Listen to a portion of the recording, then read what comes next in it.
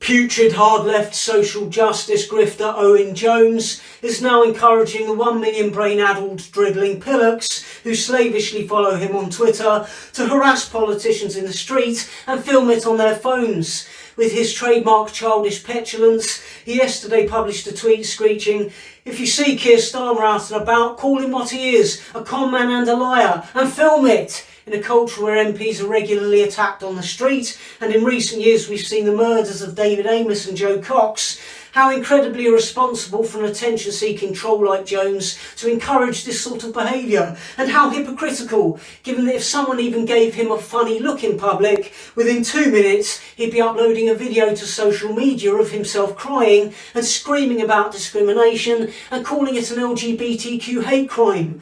He'd probably write 10 articles about it for The Guardian and pad the whole story out into a new book that he'd released just before Christmas. In this country, there's an assumption that it's okay to attack politicians, whether that be a smear on their reputation, an intrusive snoop into their private lives, or aggressively harassing them in the streets. There's a deeply poisonous perception that if someone goes into politics in this country, they're fair game for a kicking. You're less likely to get abused if you set up a people trafficking business. And odious online trolls like Jones keep pouring fuel on the fire. It's for exactly this reason that our politicians, the people running our country, are of such a low calibre.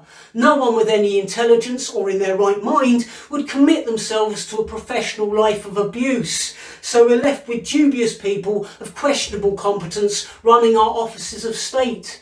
And then we wonder why we've got a cost of living crisis, a failed transport infrastructure, a failed NHS, an absence of border controls, and a population of rotten-toothed, morbidly obese, work-shy inbred invalids who use what little energy and mental capacity they have to become experts at scamming a disastrously profligate benefit system.